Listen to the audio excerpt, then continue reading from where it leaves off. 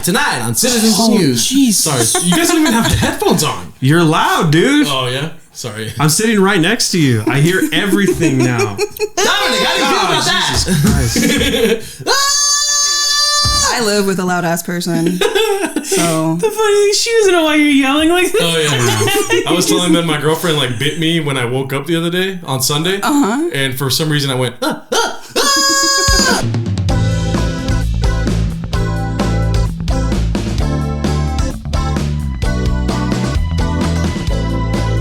Hello, and welcome back to Stop. Why do you laugh every time I do it? Isimo Podcast. This is my podcast. My name is Gerardo Larcon. I'm Dominic Angel. Wait, you switched. Yeah, I did. I'm Dominic Angel. I'm so used to you guys being on two. Yeah. And I'm Rian Reyes. And today we are joined by a special guest, Priscilla. What's your last name? Chavez Scott. Chavez Scott. I thought Chavez, but then I was like, wait, isn't it Scott? That's okay. Yeah. You know, I'm not gonna learn anything about the guests before they come on. You know what? I would have to say you should probably do a little bit of research. That last episode. Oh yeah. I don't care. Well, let's go. That's the problem. It's okay. That's why there's three of you here. Exactly. All you need to know about is yourself. No. The fuck does that mean? Anyway, so my name is. Oh, we already did that. But if you haven't already, please follow us on Instagram at ISIMOPod, ISIMOPOD. Leave us a rating on Apple Reviews. Join our Patreon, which Dominic will tell you about. But also follow us on Spotify, right, Dominic? And also subscribe to our YouTube, right? And Right. comment and like the video. And don't be hateful. That's not nice, right?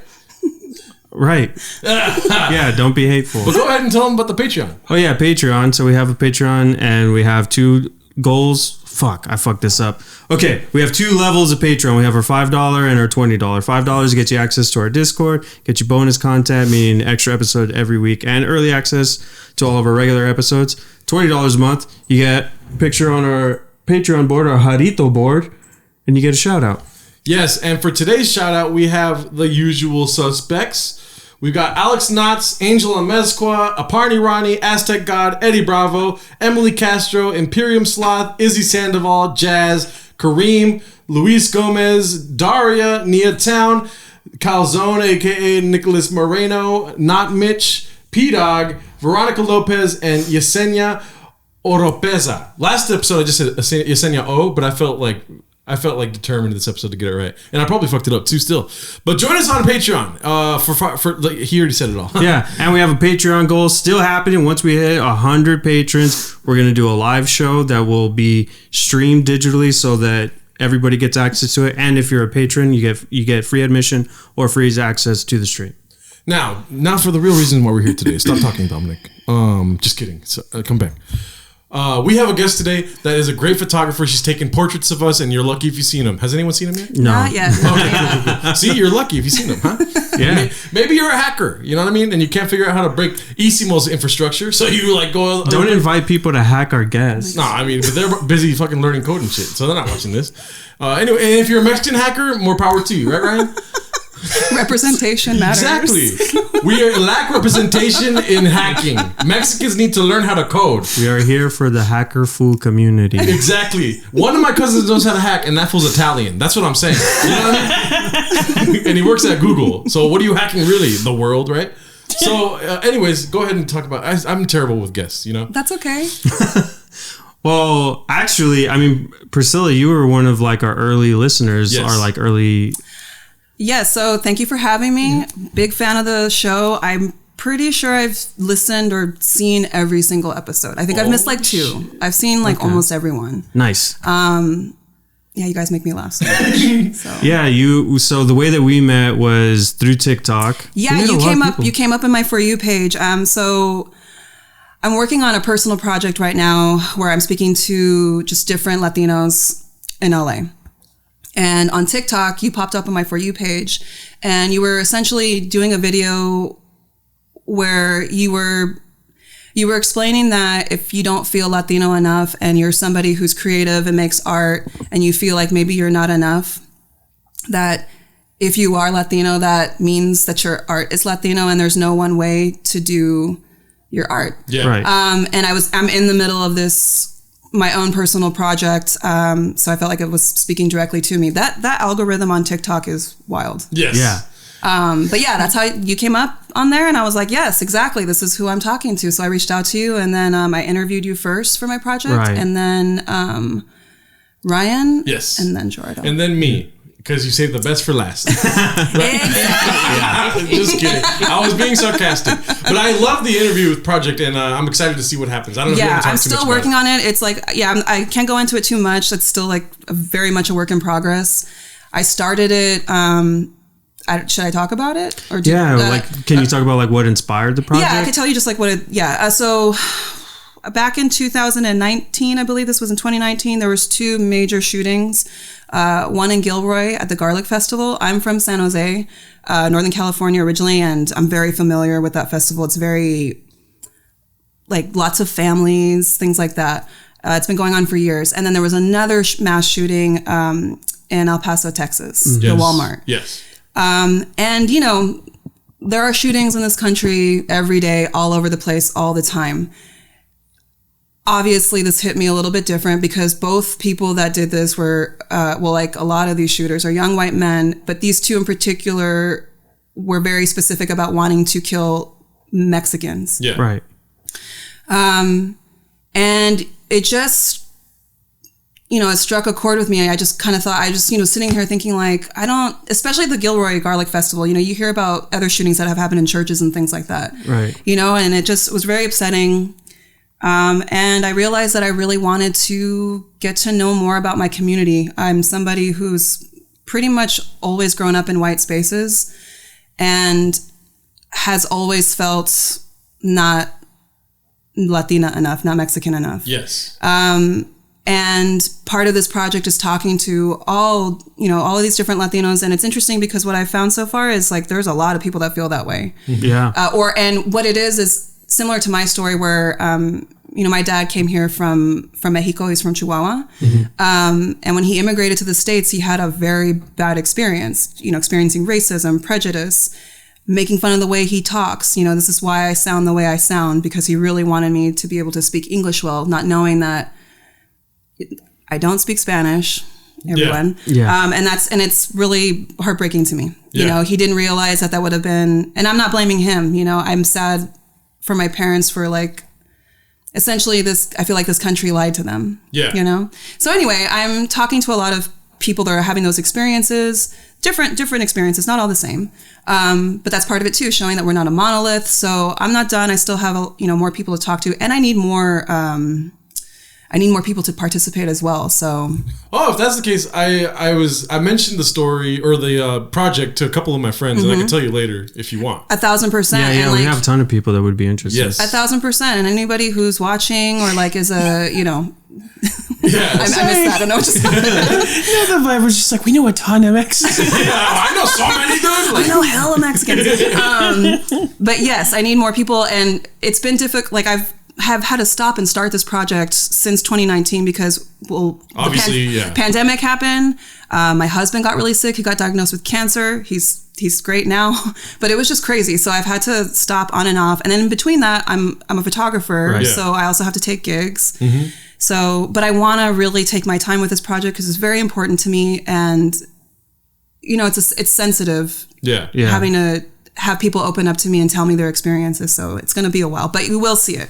Yeah, and I will say I enjoy, art. Obviously, I'm an artist, I think, right? Mm-hmm. Absolutely. Yeah. And so, like, I love, this is like my favorite scenario where it's like 4 artists talking to each other. You know what I mean? Because we could just create like unicorns of thought, right? It's pretty cool. That's a good way to think about it. I feel the same way. Yeah. And so that's what I loved about the project, where it was like, I could just be myself, dude, because I'm an artist. You know what I mean?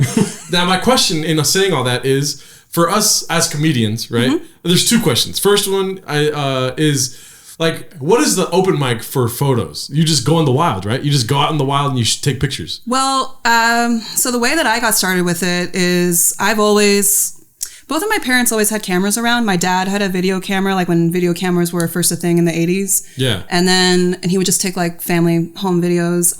But he at some point would let my brother and I use it too later when we got a little bit older. And we used to make our own little stop animation videos and awesome. Just stuff like that. Yeah. And then my mom always had a camera. I always forget what kind of camera this is, but it was like, again, it was the 80s, so it was like a rectangle. It looked like it was shaped like a little rectangle, and then you put like a flash cube on the top for the flash. Yeah.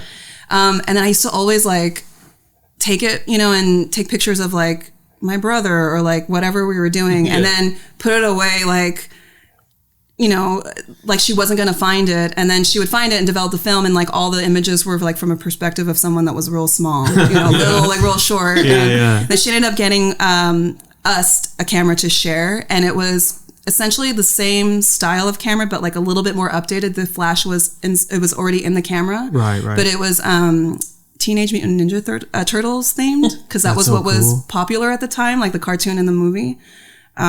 So anyway, sorry, I just like I was just going off on a tangent, like on a memory, but I've always had that around me. And then when I moved to LA, which was like in, I want to say it was 2004. From up north, San Jose, right?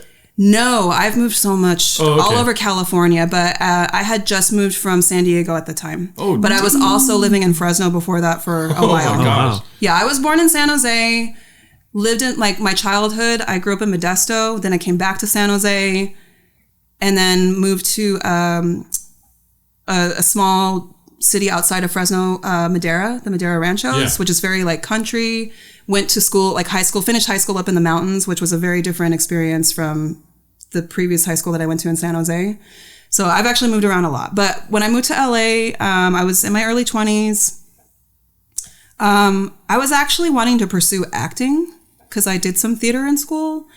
And when I had my first set of headshots being taken, that was when I had the realization that I wanted to be behind the camera, not in front of it. The photographer was like kind of letting me direct it, essentially. He was like, oh, do you want to do this here? And I was like, well, maybe we'll do this here. And then I realized like, oh, I think I actually like creating the images versus being in front of the camera. Right. And then I got the idea that, so I've always loved music. I started going to concerts pretty late. I don't know about you guys, but like my very first concert I went to, I had to sneak out, and I was like 14. But I've always been into music, and when I moved to LA, I figured, and it was definitely during the time of the internet now is here, so you can like, you know, it was MySpace. It was like the MySpace days. Yes. Right.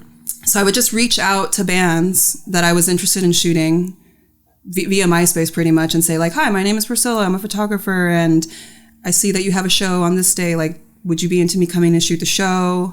I'll shoot it for free if you just put me on your guest list. So I did that for a long time, basically. And let's be honest, you're able to go see a free show. You know what I mean? Right? What do you mean? Free band. Like you put you on the list, you don't have to pay to get in. Oh, well, that was part of my plan. Yeah. Because I was wanting to see bands that I liked. Yeah. I was like, okay, I like this band. Like maybe if I, you know, and then you build a relationship that way. You know, for anybody who's out here taking pictures and like that's something they're interested in with bands, like I recommend reaching out to the bands directly. You know, they might not always answer you, but usually they do. Or in my case, they did, which is I feel very thankful for. And then, you know, you build.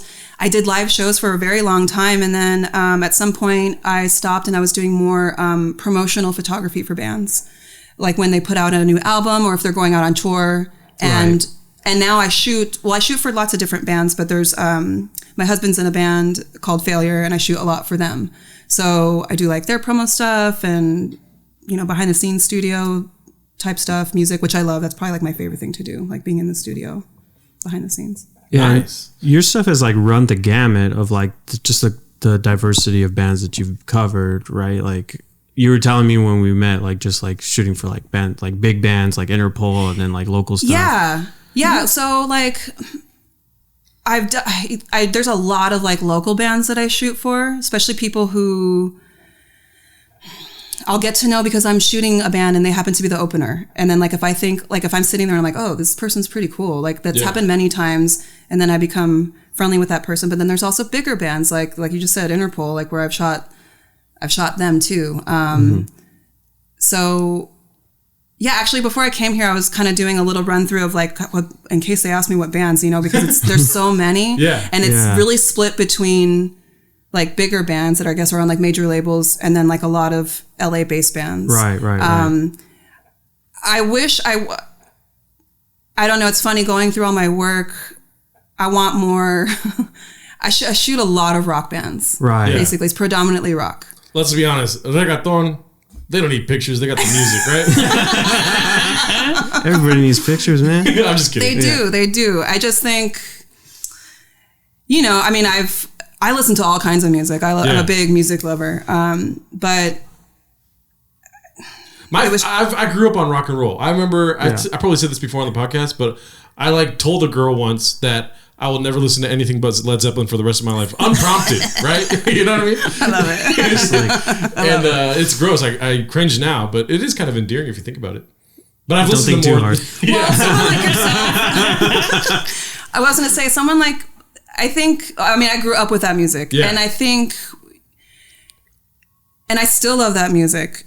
But I do recognize now, as an adult, I'm like, okay, well, I was really only exposed to a lot of what I feel was American things, right? White things, exactly, white.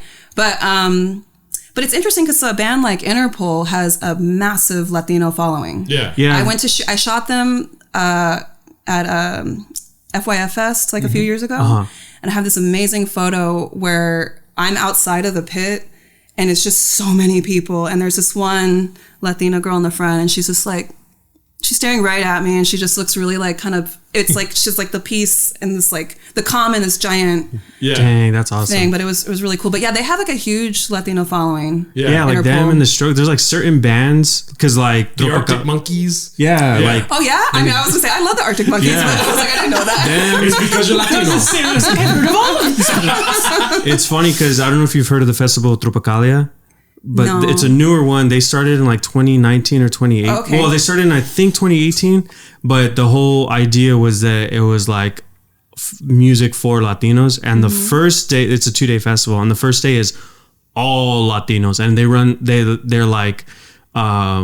it's all Latinos only. And then, but they've had people when I went. I think it was in 2019.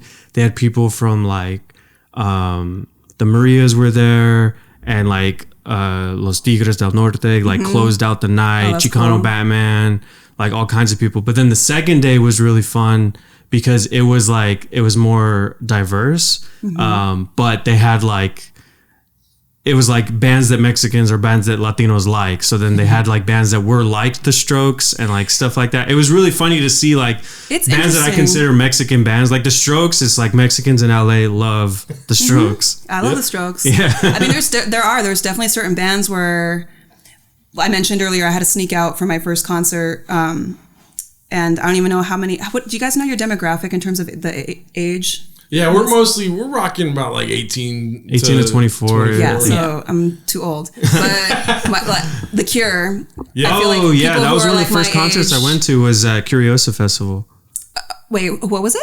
It was the Curiosa Festival. I don't It know was that. The Cure for a minute were doing their own thing. And so I think it was 2004 that I went to go see The Cure in Anaheim. It was pretty That's tight. Awesome. Yeah. Well, that was my first concert when I was 14. I snuck out to go see The Cure. It was in 1995 or 6 or something 95 probably. Yeah. Hell yeah. That. Anyway, but they're also a band. I mean, I grew up with all of my cousins loving that band. Yeah. But there's certain bands that just Garbage. I don't know if you guys know who Garbage is, but they're Yeah. See, exactly. He's he doesn't know Garbage. I bet if you heard a song, you'd be like, oh, I know them because she's had a song in an Adam Sandler movie. Yeah, they've had some hits. Or they're a band. But they're also a band who I know Latinos really like. It's interesting, the crossover. Yeah, there's it's just the what is it called? The trope that Mexicans love the Smiths. Because it's there's the rocker kind of music. The Strokes, I would consider that's more of a rocker fool Mexican, right? But the Smiths or the Cure is universal Mexican bands. That's stuff you would hear at a quinceañera. Yeah. Well, it's funny. As we're talking about it, it's the way I got into rock music was both of my parents were big music listeners. My mom, she was born here. She was born in San Diego, but her family's from Mexico as well. But, my dad, he's as Mexican as you get. And so many of the classic rock bands that I knew, like Pink Floyd, he was really into Pink Floyd. That's how I know who they are. Yep. And NXS, that's another old band. Again, I'm going to reference so many things that are older millennial stuff. So sorry, guys. I had a friend of mine growing up, Robbie Shorts, his dad was in a band called STI. But one day I came up to him, I was like, what was your band called again? It wasn't like STD or something? And then everyone started laughing. And I was like, yeah. Anyways, Roast. The first concert that I ever been to, I'm going to ask Ryan what his first concert was, so think about it, dude. I already know. Okay, cool. The first concert I ever went to was Wango Tango, 2006. Yeah, baby. I saw Kanye West, Jay-Z, Mary J. Blige. And, That's amazing. And, I mean, that does sound like a dope what's his show. name? Daddy Yankee. I was going to call him Johnny Yankee. I saw Daddy Yankee, and he burnt like the Mexican flag on stage, which was terrible. Oh, Jeez. fuck. What? Yeah. Why? He's Puerto Rican. And I think it might have been like some sports thing, you know? It's probably a soccer Yeah. thing or something. Some kind of football thing, you know? Did you hang out with Rick Dees? Rick D's in the morning, dog. Yeah. That sounds like a great show. Yeah, but the first concert I ever went to, like, without, like, we got the tickets from my dad or something for Yeah. Wango Tango. Great show. Everyone put the diamonds in the sky, but then I turned into, like, conspiracy theories years later, and I was like, I'm a Satanist. You know what I mean? You were brainwashed, fool. Yeah. That's why you are the way that you are, because the Daddy Yankee. And then but the first concert I ever went to was Red Hot Chili Peppers in 2009. Nice. Another Mexican band. But Yes. but the Mars Volta opened for them. Oh, shit. That And sounds tight. that was amazing. And like Omar was like humping the mic and shit, and I was like, damn, that's so sexual. I like it, you know. I don't know if you guys know the Mars Volta, but they sing in Spanish for like half of their Oh, yeah. discography. Oh, yeah. They're from El Paso. Just found out about this guys like a couple years ago, Yeah. but I've been to them. I bump them. I show my girlfriend, and she's like, "Who the fuck are these guys?" I'm like, "I know, right?" Yeah. Yeah. My husband played music with like somebody that was in that band. Like he was in another band. He's played music with a lot of people, but there was somebody from that band that was in that band. It was pretty cool. Oh, Yeah. cool. Mars the Volta is amazing, yeah. Yeah, they They're they sick. broke up. They're getting back together. Then the pandemic happened. And it's like, what is happening? You know what I mean? They're all like 50 years bands, old. it's hard. It's hard. You Yeah. know, it's like being in a relationship with. It's crazy, Someone. like when you get older and you realize, because also like I kind of have like a similar story, like in my teens and my early 20s of being like always around like local music. I used to run a space, like an independent space, Oh, and like cool. put on shows. But then seeing how much work it takes to like keep a band together Ugh. and like how like it is a job, it's crazy. I definitely have seen a lot of things. I'm not going to expose anybody, but Yeah. there's. Like that saying, don't meet your heroes. Right, Have you heard of that? yeah. There's definitely been a couple of bands who I'm just like, I can't unsee things now. Yeah. I'm a huge fan of Paul Mooney because of the Chappelle Show. Yeah. And my first open mic, the Mooney twins were there. And then my friend like told them it was my first open mic ever. And then he was like, do you have any advice for him? And as they were getting up to go on stage to do an hour and a half at an open mic, they were like, take notes, motherfucker. And then they walked away. And I was like, I don't even know you guys, but I like it. It's cool. It's fun. And then they just did like an hour and a half show. And then I went up and didn't say anything on stage. But on the same note of don't meet your heroes, like Yes. artists are just people Yeah. too. Yeah. Like you can't invest everything and think everybody is like a perfect person. Yeah. Like people are people. Yeah, I don't know how people feel about the new Kevin Hart series. Have you guys seen this? No. Oh, I you talking about haven't. True Story? Yeah, did you That watch shit's it? dope. It was so tight. I have one I think it's hilarious. Is like he can't help his size. So Yeah. like when you see him in a fight scene, Yeah, he's he tiny. still has to flail. Like that's just how his body moves. But at they the end, do- he has a touching speech about like I'm just a person kind of thing. Yeah. What were you saying? Sorry. great. Oh show. no, I was gonna say like in fight. I didn't know there was fight sequences, but did they do a thing where somebody tried to tackle him and he was like flap? That's one of his jokes. No, he tries to fight Wesley Snipes. I wasn't being serious. I don't care. Wesley was trying to Snipes reference a throws Kevin him Hart at a joke. wall and he just flails like Kevin Hart does because Yeah. he can't help it. It's the funniest fucking thing. Yeah, Rest of the show is super dope, but that scene was fucking hilarious. it's like a good time. It's not Yeah. the best thing ever made, but I loved it. I watched it. It's one of those things you start it and you to finish it in the same night. You guys ever do this? I watched Napoleon yes. Dynamite last night. Oh yeah, yeah. What did you watch? Napoleon Dynamite. Oh man, I love that movie. Yeah. Yeah. That still holds up. I still It does. laugh so much at that The movie. only thing that doesn't hold up that I was like, I like clutched my pearls when I saw I was laying in bed. And I was You like, have pearls? no, well, Okay, so for the metaphor I did. yeah. But they say the R word. Napoleon says the R word. What? Yeah. And what part? The consensual sex R word or the other one? no, the other one. Okay. Oh wait. You said the R word. You said R, not N word. I thought. For some no, reason not you said the N-word. I was like, what? That would be I was crazy. like, I think I just blocked that out of my memory. Okay, the R word. Yeah. Well, you know what? It's so funny. There's a lot of that movie didn't come out in the 90s, but there's a lot of movies that came out in the 90s that are on streaming services right now because they're just like, I guess those are just what are available. My husband, who's older than me, it's really funny. Sometimes we'll see some of these old movies and they will say the R word like a lot, or and he's just like, he'll look at me. He goes, like, like, did you hear that? And I'm just like, it was a different time. Yeah. Yeah, it was like even rewatching stuff like The Office and like all of like the homophobic jokes that are just like, okay. Even like my favorite show is Flight of the Conchords, and there's so much homophobia in that show. It's like, you got it going. So much homophobia. I think I think that's just one of those like. It was like an easy joke to me. Well, I was gonna say it's just one of those like, I don't know what the word is for it, but it is easy for everybody to just get on it and jump on it and be like, let's all like make a joke about this. Yeah, we didn't have time to think back in those days. We were just flying off the cuff, you know what I mean? Right?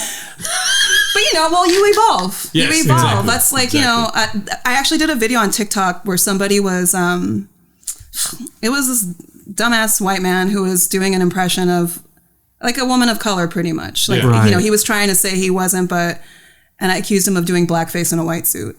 But a lot of people came at me and they're like, it's just a joke. It's just a joke. And what about when this comedian does it or this comedian? And all the comedians they named, I'm like, those guys all did that like in the 90s. Yeah.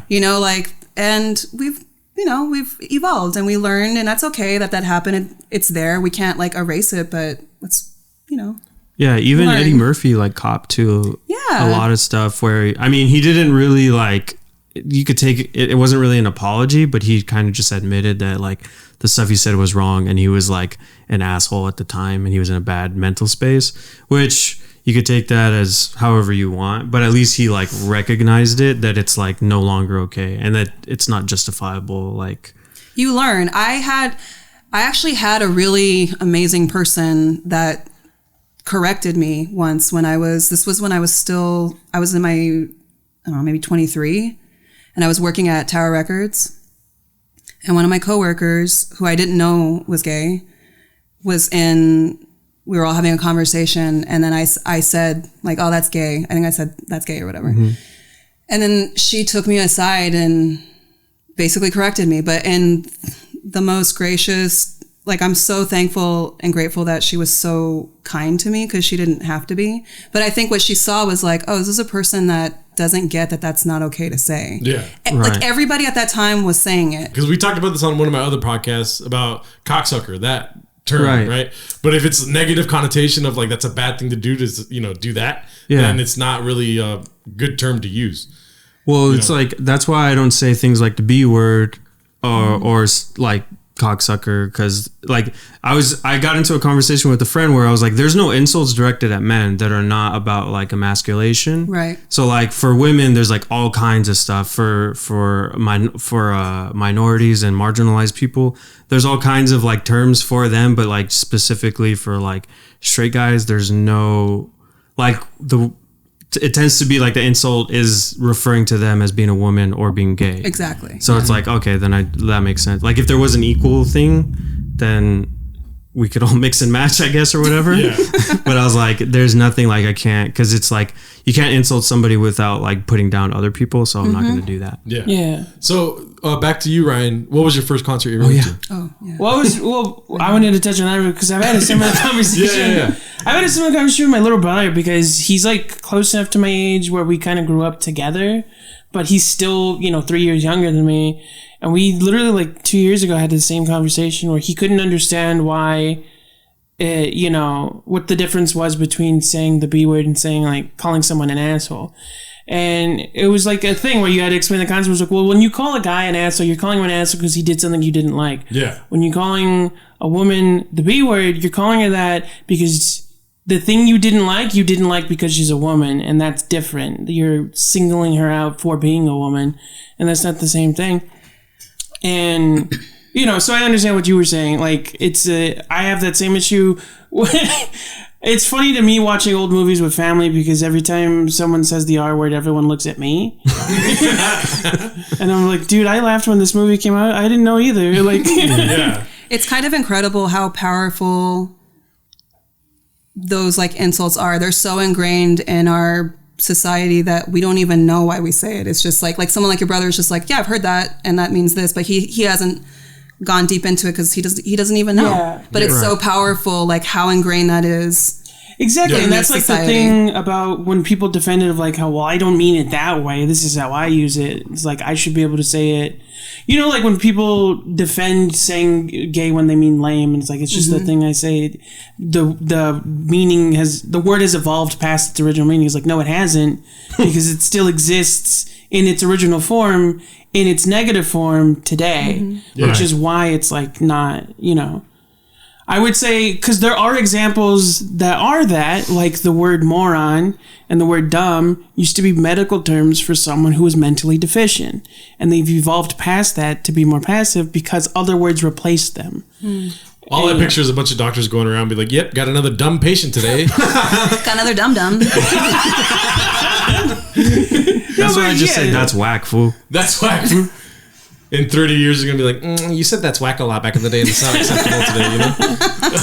But anyway, back to your question. Yes. I actually have a funny story. I like telling this story. My first concert my mom took me to, I was in high school. I was like freshman or sophomore year. Her boyfriend at the time got us tickets to Green Day was on tour. It was the 21st Century Tour. And it wasn't me. And so I got... Anyways, go. Keep going. That's right, Are you Green Day. sure? No. Well, yeah, because he was skinny then. No, I was kidding. I just burned him. Never been skinny. Go. No, Green Day. Oh, yeah. Anyway, so we go to the concert, and I loved every minute of it, but this is at a time before we understood like why certain things about me happened. Like I have ADHD, so when there's too much stimulation or when I'm in a position where I can't do anything, like I'm just sitting, I fall asleep. So I fell asleep halfway through the concert, and when I woke up, what's the dude's name? Billy Joel? Billy George. Joe. We just Billy changed Joel. the name. It sounded like you said Joel, and I was like, people. that's a different guy. That's Piano Man. Yes. So Billy Joe brings two kids on stage from the audience. He's like, I'm going to baptize you in the name of rock. And then you just see him go like this, and there's a flash of smoke and a loud bang. And when the smoke clears, the kids are lying on the floor. And all I could think, everyone's cheering like, oh, that was so cool. And I'm like, did he just slap two children to the floor? Like, I'm pretty sure that's what the bang was for, to hide it. So it's like he didn't really slap him, but it's like that looks like it was the funniest fucking thing to me. And then one of those kids stayed on stage and Died. It's like that Nick Swartzen joke. You have to kill somebody to make the story interesting. he like did one of his songs. Okay. He did one of the songs. Was it September? When September's done Yeah. or some shit like Yeah, that. September. September's done. Wake me up at the end of September. Set a timer, please. What's it? My birthday's in September, Billy Hey, Joe. Siri. That's offensive. Wake Set an me up alarm. after. Set an alarm for when September's over. She died. Once upon a time, I was featured on VH1 Storytellers Green Day, and it's floating around on the internet. But I had to ask a very embarrassing question that I wasn't wanting to. Yeah. But the producers Oh yeah, I asked heard me to that's do like a it. pain in the ass. It was. I went with a friend. She worked for their fan club. It was when I was working at Tower, and she was like, "Hey, I'm going to this show." It was like I didn't even know about VH1 Storytellers yet, but she was like, "They're doing, recording. Do you want to come with me? Because they actually do a whole performance, and then we can watch." And I was like, "Yeah, I want to go," because I loved Green Day when I was in middle school. I listened to that Dookie cassette over and over and over. I was such a fan. So anyway, I was like, "Yeah, I want to go." And then we went there, and her boss came up to her, and they were talking about because part of Storytellers is like I think the audience, they interact with the band at some point, and so. My friend really wanted to ask them a question because she was working their fan club. She was like super into them. And the producer came up to her and talked to her, and she asked, "Can I ask a question?" And then she was like, "No." She's like, "Actually, we already gave the questions out."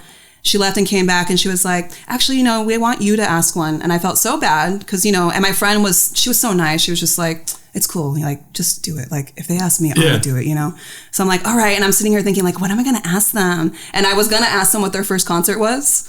And then the producer came back and she handed me a piece of paper. She's like, "Okay, here you go. Here's your question." And I was like, "All right, no, I already know what I'm going to ask." And she's like, "Oh, no. You asked this question." And I opened it. They were touring off of the American Idiot record. Yeah. They wanted me to ask them if they thought anybody who voted for President Bush is an American idiot. Yeah. And I was like, I'm not asking them this. And they're like, no, it's going to be great. It's going to be great. Just do it. And I was just like, ugh. And my friend was like, just do it. Like, you're going to get to talk to the band, you know, and they were sitting here like this, like very close. Right. Yeah. And they asked me, I asked it, but I was real sarcastic. Like I said, it exists on the internet, but I'm very much like, so do you guys think that anyone who voted for Bush is an American idiot? And they start laughing because I think they're all preps. I think they know. Yeah. I didn't know that. It was early in my, I didn't know how like production worked and like, Who's Bush? And then they ended up using my question as the first question. Like I was one of the last people, and I was just like, that producer was coming after me. Yeah. That's wild. Damn. That's like I went to a screening of Get Out, and they had like a question with Larry Fillmore was interviewing Jordan Peele, and then they opened up they had time for 2 questions, and for some reason this is Get Out, right? They pick 2 white people to ask a question, and the first person was like was this girl that was like, oh, I'm a photographer, like, and I really connected to that, so like, why did you make him a photographer? And Jordan was like, what kind of stupid question? But the very worst thing, there was like the last person, it was another white girl, and she was like, do you think Kanye's in the sunken place? Exactly. Yes. And Jordan was like, that's not the last question, that's somebody else. Like, he literally was like, no, like. Well, at least theirs weren't recorded. I mean, it's kind of funny. When I look back at it, it's funny. I was really young. And you were part of history. Sure. Part of rock history. So back to, I had 2 questions. Yes. And so back to the Gilroy Garlic Festival. and El Paso. I'm just wondering, because you're not a comedian, right? I am not. Okay, cool. But I'm making you laugh. You saying I didn't do research? I think I did. Okay. You can't Asking someone what they're not is not doing research. Well, Hey, are you an astronaut? No, I'm not. I see you've done your research. Research, dude. Yeah, I knew that. He's our lead researcher here at Isimo. Anyway, so us 3 being comedians, do you think there's ever a too soon joke? Because I'll let you know before you answer. I don't really think so. I think that there's terrible choice. I think there's terrible choices. Yes, it's not surprising. Yeah, but I never think there's a too soon. You know, as far as like people making as big of a deal about it as it is. I do. I think there's not too soon, but I think there's certain things. It's like just don't. I mean, listen. You have the freedom and the right to do whatever you want. Yes, but know that if you do make a joke, that's, you know, deal with the consequences. You do need to deal with the consequences, but also, I don't know, try harder as a comedian. Like, I don't know, some stuff I don't know, it's hard. Like, there's certain things that I think like you should not joke about at all. Exactly, and that's a personal thing, right? Like for me personally, Kobe dying, saddest thing of all time. To this day, I hate all Kobe jokes. You know, like comedians will go to open mics and do jokes about Kobe dying, or, you know, at least they got helicopter checks now. You know, whatever the joke is about a helicopter or Kobe, it's just like sour taste in my mouth immediately. Right. But I still believe people should have the freedom to like try to do things. But I hate you from now on. You know. But you're dead to me. Yeah, exactly. No, I think that you're allowed to talk about whatever you want, but like I feel like there are certain comedians who, you know, will get upset, or they'll immediately be like, oh, it's cancel culture. And it's like, no, bro, like you're just upset with the consequences. There are consequences to everything, whether it's positive or negative. Like, that's just how it is. But also, again, for certain comedians, I'm like, just be better, like be funnier. There's so many ways to joke, and I don't know. But like, for instance, the reason why I ask is like, because, you know, the Garlic Festival shooting and whatnot, like you hear about it on the day. But, you know, a comedian could be doing the job and writing a joke about it to continue the kind of like dialogue about what happened, you know? I guess it would have to be, I would have to hear the joke, I guess. But yeah, it's very anecdotal, I guess. But I just wanted to know for example, I don't think rape jokes are funny. Yes. No, I agree. I don't think pedophile jokes are funny, you know? That too, but I don't know. And it's also, there's been things I'm thinking of stuff I've laughed at where it is really wrong. Yes. I don't know. I think it's just, how do you say that? It's, case by case. Yeah. Yeah. Yeah. It just kind of depends. There's things that maybe you don't need to talk about. Any circle for? Oh no, I was just gonna say there's a lot of variables, because I think, I mean, in terms of comedians, there's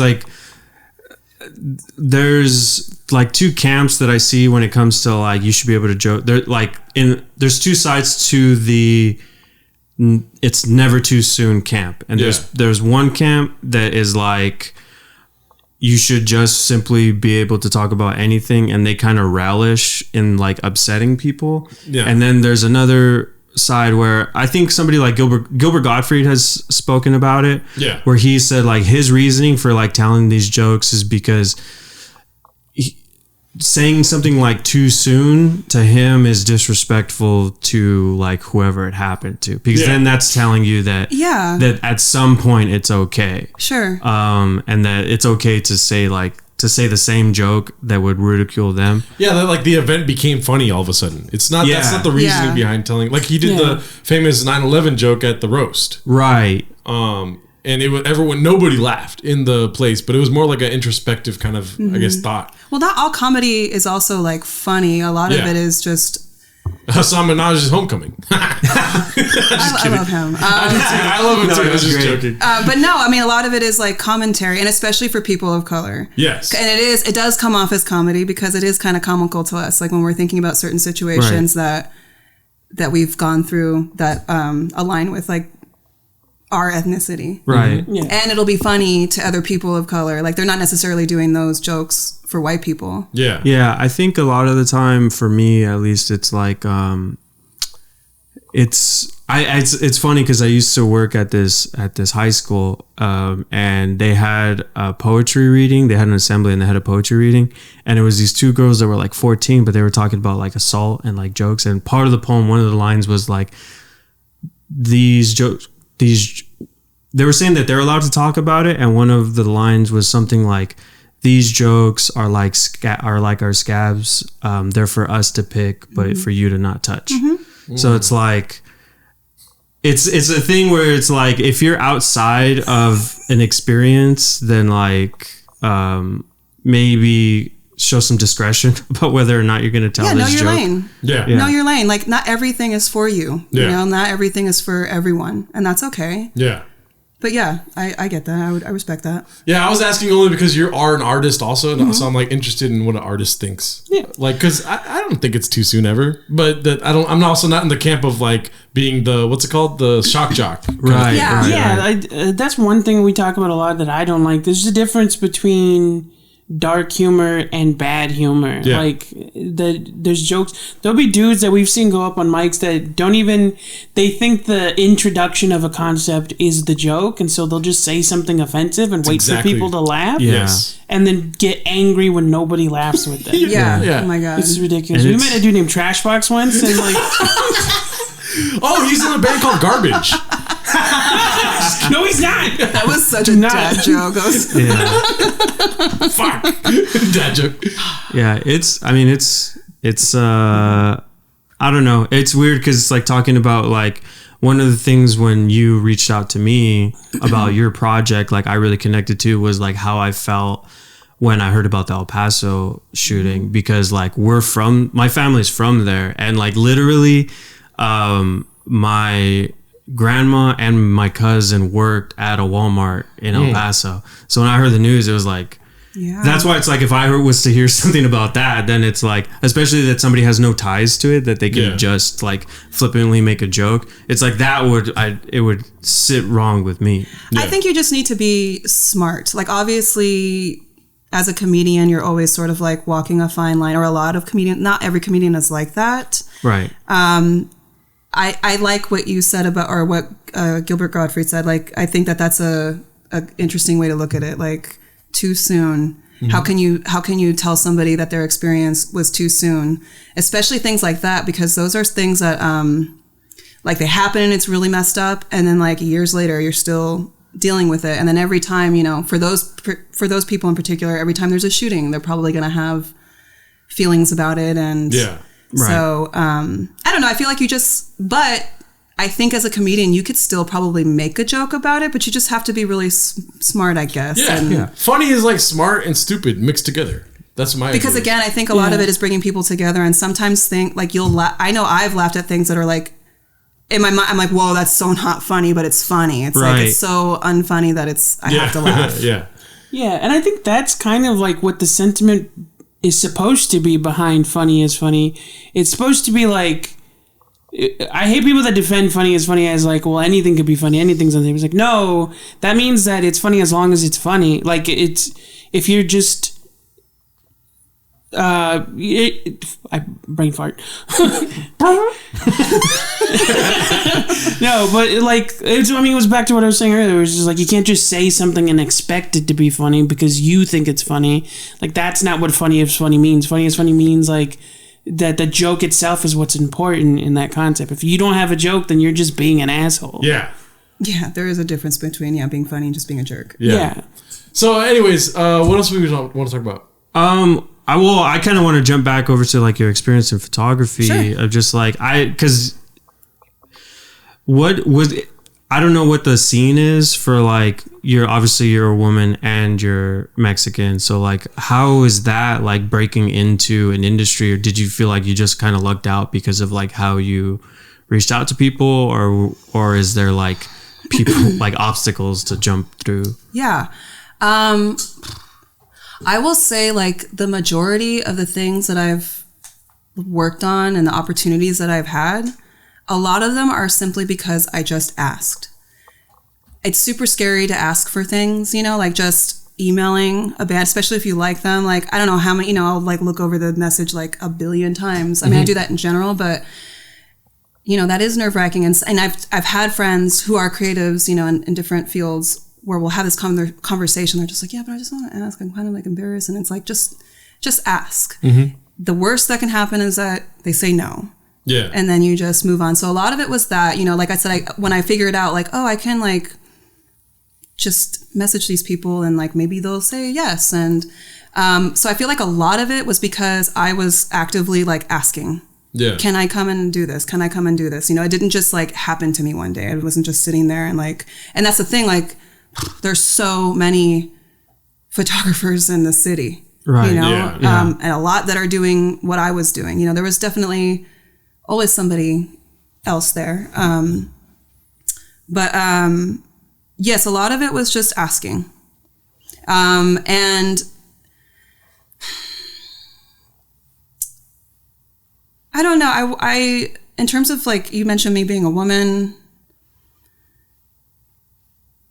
I don't know. I feel like I've grown up a lot around men in general. Like I'm one of 4 children and I'm the only girl. Mm-hmm. Mm-hmm. So I don't know if if like I'm just was comfortable in general. Like I'm kind of like, maybe you don't see it here on this podcast right now, but like I am shy. Like I do get nervous about having to ask for stuff. Yeah. But I haven't felt anything where it got to be, I will say things that I had to go up against as a woman would be like maybe pay. Oh, yeah. And I think it's not just me being a woman, but also like your age too. Like I think a lot of people will use younger people because they're likely to do things for free or for very little money. Yeah, Right. I mean, look at the whole Rust thing. They hired that armorer that was 24 years old with no experience. Oh, What is yeah. this? Alec Baldwin shooting the cinematographer. Oh, right. Yeah. Yeah, and so like I'm dealing with that right now. Like I'm very much I am a photographer and I've had work and stuff, but like I definitely am. It's not like it's just happening to me. You have to really like and now I'm finding myself as I'm getting older.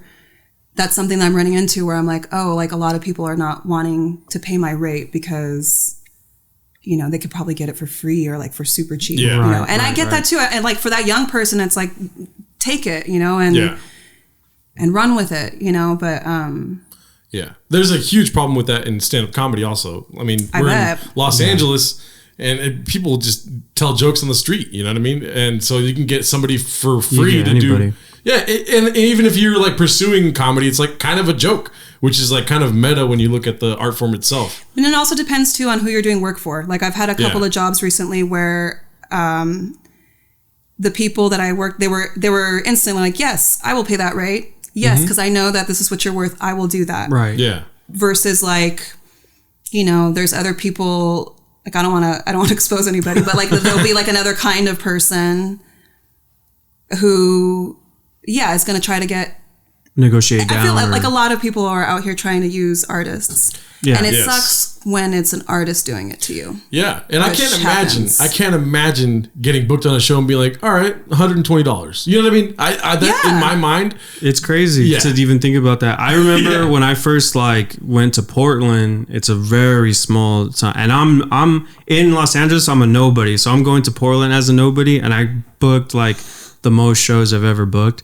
and I was getting paid like $10 to $50 a night. That's crazy. Even getting $10 for every show, like having the minimum, is like I was like, what the hell? Like It's such a like, because I've been there too, like where someone actually pays you like what you're asking for, or in that situation where you're like weren't even expecting to get paid, and you're like, well, this is amazing, which is great. You should feel that way, but Yeah. at the same time, it's like, gosh, I cannot believe how many people are out here just like really trying to make you work for free, Yeah. yeah.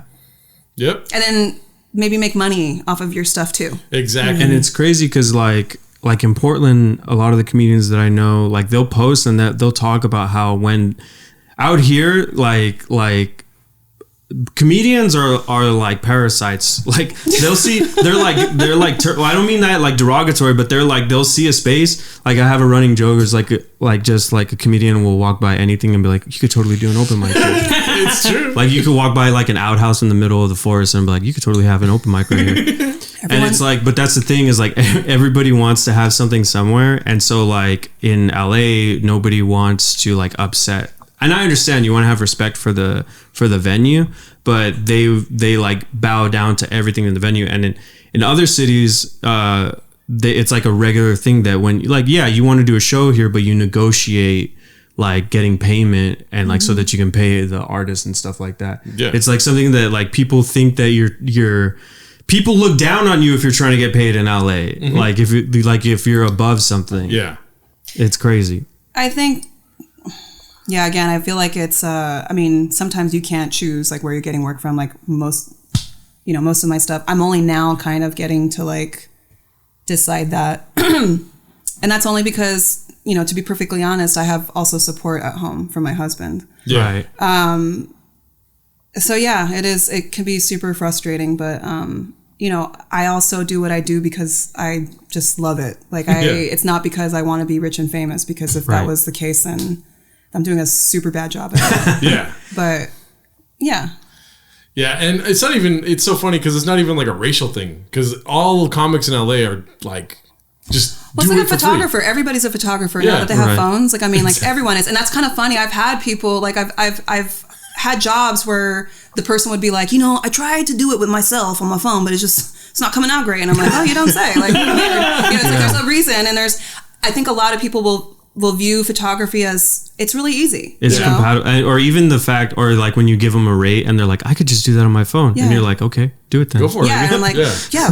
actually, I just had an experience like that where I shot some pictures for this band, and I was the only one in the studio with them when they were doing this. They're having a record come out. Their like management reached out to me and they're like, we want to pay you basically like no money for this, for all of your photos. We need your permission. And then I like went back with like, you can use them, but I need to get paid this amount. And then they countered with just such a disrespectful amount. Yeah. And they're like, well, this is what we're going to offer. So either you take this or leave it. And I was really nice. And I'm like, cool. Like, Yeah.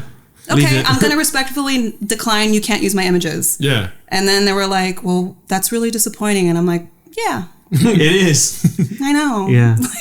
Yeah, there's actually this dude, because I've had issues with that with my graphic design. There's been people that have been like, I'll draw something small for them, and they'll look at it and they'll be like, they'll try to ask me, if they can give me like $20 for it because it's small. And I'm like, no, I had to like spend, like, if you just want me to draw something for fun, like I've drawn stuff for family members for fun. And it's like, I'm doing that for myself. Like, I'm drawing on a piece of paper, but if you want me to spend time and spend the resources that I buy Yeah. on that, then you have to pay what I charge. Time is money. Yeah. Exactly. Time It's like, is there's that money, TikTok very song that got valuable. super famous for it. This woman wrote a song about her craft, and she's like, it's like, it costs this much because it takes me fucking hours, because Yeah. And that's the whole song. It's like, you know, everything that you're buying takes effort, takes hours, it takes a long time to make. Like, and I have had someone tell me that was like, well, I mean, I could draw something in like 5 minutes. I'm like, Okay, go cool. ahead. Let's see if your 5 minutes compares to the 6 hours I spent on that drawing and how it comes out. There's actually a dude, I forget his name, but he's like popular on YouTube right now. He's a graphic designer, but he also does seminars where he explains to people this concept so they know why. Well, the thing is that I feel bad for that guy in a way because I'm just like, you're wasting your time. Like, unfortunately, because there's so many people that just want what they want. Yeah. You know, like, but there's like some good positive videos that come from. That's cool. There was one where he was like, no, Sorry, I ramble. There was one particular video that stuck with me, and that's why I remember this dude. I can't remember his name though. Where he was explaining to a guy, where he's like, "Well, this is how he asked him questions. He was like, "Well, if I, you know, spent 2 days on a project versus 6 days on a project, would you expect to charge less for it?" And he's like, yeah. He's like, so based on that, you think that I should be charged by the hour? He's like, yeah. So I was like, okay, so let's say that we pick a rate that's by the hour, and then I take that 6 days. Does that mean that you now owe me more based on that? And he's like, well, no, I want to, you know, get a good price for it. And so he's just like, exactly. It's like, that's why, you know, the artist will always try to accommodate the person, but they also have to know what they're worth and charge accordingly because it takes effort. It's a skill that you don't have. Yeah, absolutely. Yeah. Absolutely.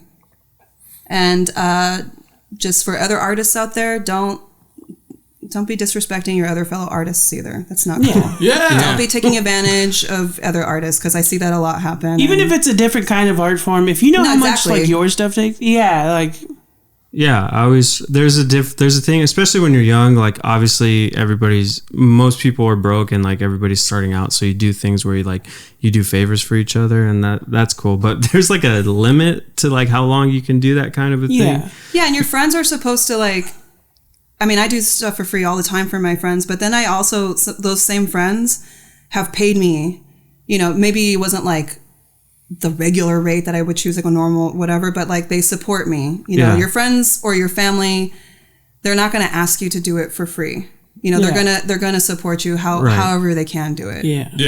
But it's super disrespectful to like, I would never just be like, hey guys, there's a birthday party, can you just do like a quick little set for like, you know, just like for free? And like I would never do that. And that's like, but hey, a lot of people would view that as like not a big deal. Like, well, why not? Yeah. What are you doing? What else are you doing? Stage time is stage time. So put up my cigarette. A gig's a gig. Yeah, a gig's a gig. Yeah, it's weird because like for us, open mics are free. They have to be free. But then, but they're open mics. They're the but even then, though, you face like pay to play things, and there's like this whole conversation happening online about pay to play mics and how it's terrible.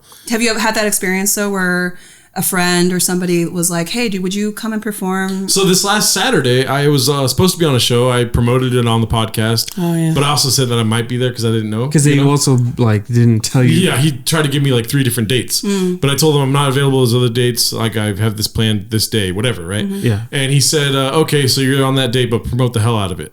And I was like, okay, whatever. I didn't respond to that actually, honestly. Promote the hell out of it. Okay, I expect promotional flyers or something, you know? And the day before, I just told him I'm not going to do the show. You know, you fucking telling me to promote the hell out of it. You don't even have a flyer to post. And he's like, I just meant talk about it. It's like, okay, well, now you just want to use my platform and there's no money that's like, you know, promised to me, you know? And I'm not going to just do something for free like that. I'll do it. I have no problem doing it. I'll tell people where I'm going to be at all the time, especially if I'm going to do a set. And it's all the way in Riverside, which is like an hour away. You know? Time. Exactly. It's traveling. It's gas. So I just told him like I'm not going to do it, and but that's it happens all the time. Like getting on a show in this area, I don't know what it's like other places. I've never done comedy, you know, like scheduled comedy elsewhere. I've always like I've been to Colorado and done open mics and whatnot. But doing comedy here, like I'll take a show if it's a show because then I have a chunk of stuff to work on. And you only get like 3 or 5 minutes at open mics. And I'm not cool with that. I'm not trying to be on stage for 3 minutes. Yeah. Oh, I mean, I was hearing you out first, but Yeah, so like if I get a 15 or 10 minute set, I'll take that. I don't give a fuck about money. I need to work on my time, you know? Right. Yeah. And then hopefully get a tape out of that, you know? But then it's also just like the asking of more. Like I get irritated when people do stuff like that where like they're on you about promotion because it's extra work. Because it's like it took me a second to realize because I used to book and like obviously you want the talent to promote, obviously, because you need people to come in. But at the same time, it's like you shouldn't be a booker if you can't bring people in. Like, like it's your job to promote and have an audience for like me to come and perform for. In a perfect world. Yeah. I mean, it's obviously the artist should like post about it and stuff, but it's like, especially for like something like a comedy show, I feel like when it's independent, it's like if you're going to run an independent show, like it's all teamwork, but like you also have to have, like if it's a showcase, it's not like I'm like a headliner that is booking my own tour that is going to all the booking is going to go through me, all of the ticketing and stuff like that. Exactly. It's like you're doing a showcase. So like for the Comedy Store, when they have the main room, or not the main room, what's the one that the belly room? No. The original room. The original room. Yeah. I forgot all the rooms. The original room, they do that like 3-hour show every single day. And it's like, but that's their job to bring people in, like something like that versus like the 36 comics that they have, or however many. Yeah, it's ridiculous. Yeah, however many comedians they have on the night. It's like, it's not their job to promote something like that. It's a showcase. It's, you know, it's the venue's job to get people in the seats. Yeah, I feel like you should be able to count on the people you're putting on the show, but you shouldn't rely on those people. Right. Yeah, there was a situation, I think like 2 or 3 years ago. I was sober at this time, so it had to be like 2.5 years ago, where Rudy Moreno runs a show, and he's like a well-known comic. Like big comics go on podcasts and talk about this guy. Right. And one of my friends had told me to reach out to him to get on the show at the Ice House, which is a good crowd every time, whatever. Yeah. But the way he approached me about it, Rudy Moreno, when I had contacted him, like, hey, do you mind if I do a show there? Was kind of like, you're lucky to be here, but also you need to bring X amount of people and whatnot. And then, and he was like he was trying to tell me I need to have names before you come, like in order to do your time. And I've heard stories in the past where he knocked down people's sets from like 10 or 15 minutes to like 5 minutes because of the amount of people they didn't bring. And I was like, no, go fuck yourself. And I'm not going to do your show. I don't give a fuck. Like, I'm going to be the same person before and after that show, no matter what, you know? How old is he? I'm just curious. I'm not familiar with him. He's older. Yeah. Okay, so that's interesting because I feel like, especially with an older generation, there's a lot of that, like, you know, I had to suffer, so you have to suffer too. Paying dues. And I assist for this photographer who is so talented. I love her. And one of the things I love about her is, like, I remember one of the first days that I assisted for her, I was doing some stuff and, like, I don't know, I made a mistake of something and I was like, oh, sorry. Like, I was really sorry. And she was like, oh, yeah, whatever. And then she had to take me aside and she's like, honestly, you know, it's all about learning here. We make mistakes. Like, I'm not going to yell at you about something. If I'm really upset about something, like, I'll talk to you aside. But, you know, it's all good. I just want to have, like, a nice, easy, cool set.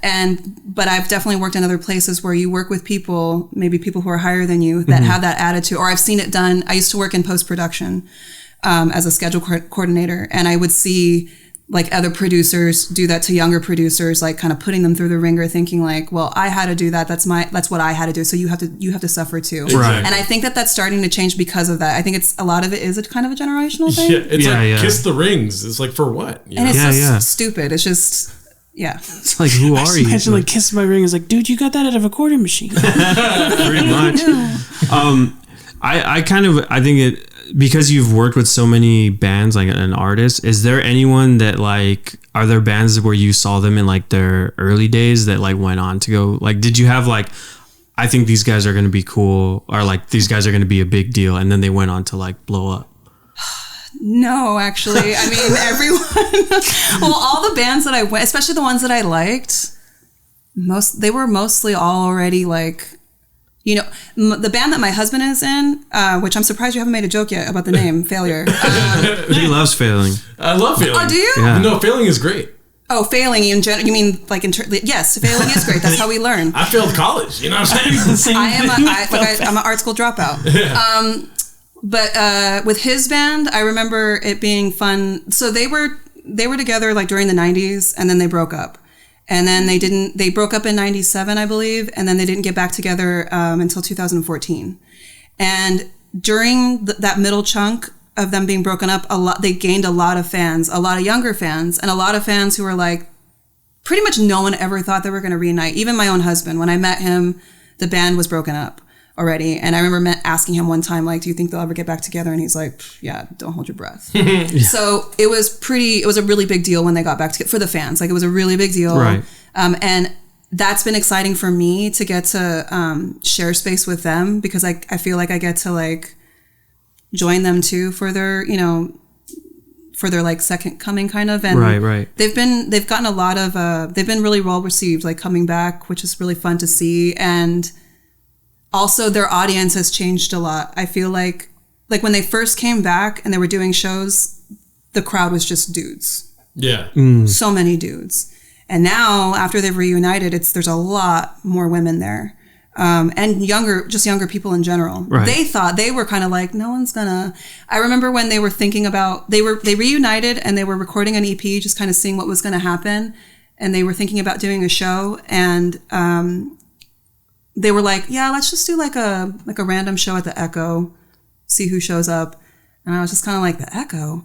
I was like, they were like, you think people would come? I'm like, of course. Like, they just weren't totally unaware of like what had happened while they were broken up.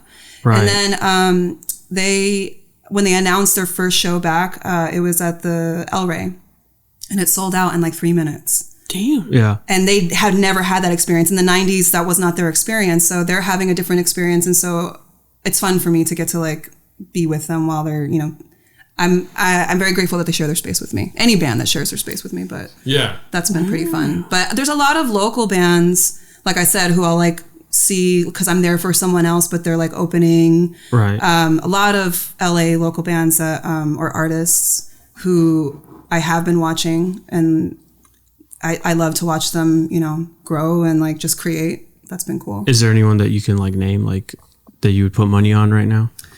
For like for like a local bands, LA bands. It's been a while too since I've been to shows. Like the pandemic really messed things up. Yeah, it really did. Well, there's one band called the Quinceañeras. They're pretty dope. That's an amazing name. Yeah, I think they're La Quinceañeras or The Quinceañeras. Mm-hmm. But they opened, if you guys saw Felipe Esparza's last special, that was the band that opened up the show. Really? Rock band? Yes. Wow. And I saw them a couple of weeks ago at the Paramount Theater. Oh, right. Was that when you Heights. went for that? Was it Sonoro Pepera? Yeah. So there's this other band, Sonoro Pepera. I went to go see Panteon Rococo. Do you know that band? It's like a Mexican ska band. Okay. But they're huge. Panteon Rococo's huge. I saw them at the Wiltern. But this band that opened for them, first of all, the Psychedelics, not a great band, but I like their energy. They were doing good. But the second band was Sonoro Pepera. And they're from Mexico City, DF.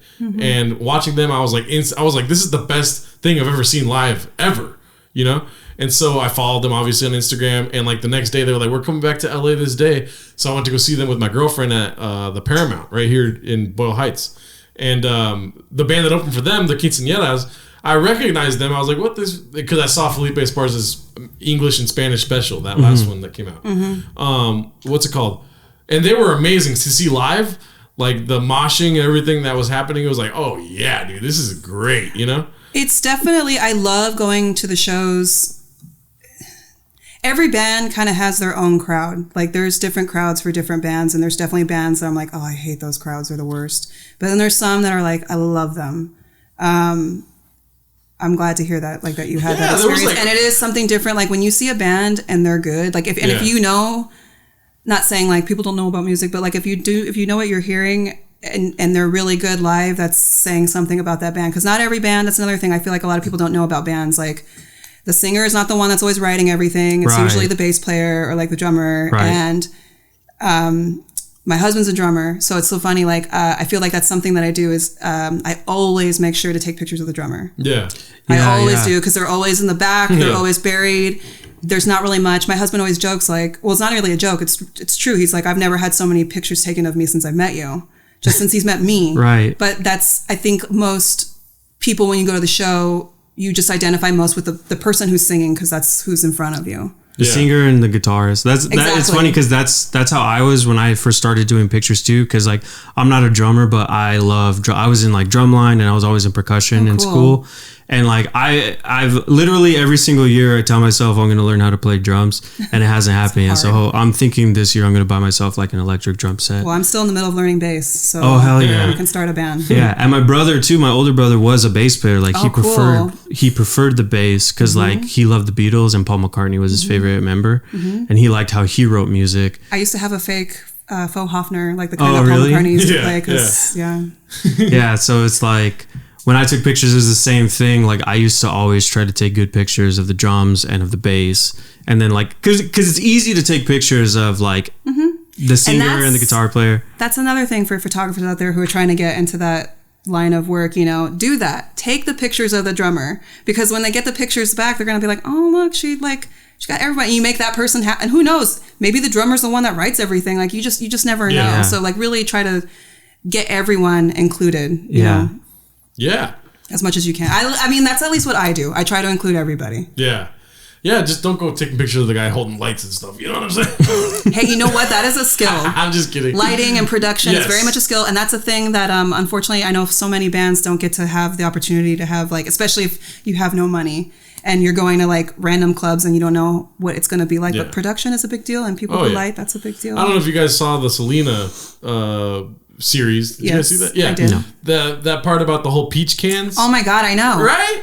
That's amazing. Innovative. Yeah. But that's the things that you do, like when you're first starting out, you just, with whatever you have, you just do it. One of the tips that I always tell for photographers that my brother showed me is like when you have your flash mount and like it's too harsh, he always keeps a pack of gum on him and he just tapes a gum wrapper because he couldn't afford like a diffusion kit or a softbox, so he just puts gum wrapper on it. Yeah. If you guys don't know about the peach can thing, it's like her dad got a bunch of like expired peach, right? Right? Yeah, like empty. He like made the kids like empty out all these peach cans. Yes, and paint them black. Paint them black and put lights inside of it on the peach can, and then set them up like at a quinceañera. Oh shit! Like lights. Yeah, like that's fucking cool. Yeah, because they couldn't afford lighting. Yeah. And he was all like, "The fucking lighting sucks." He didn't cuss, but like he would just upset about the lighting, so he made it himself. Yeah, which is dope. That is cool. And that's something a lot of bands like that band Failure. They're very much independent. They make their own records. The singer mixes their records,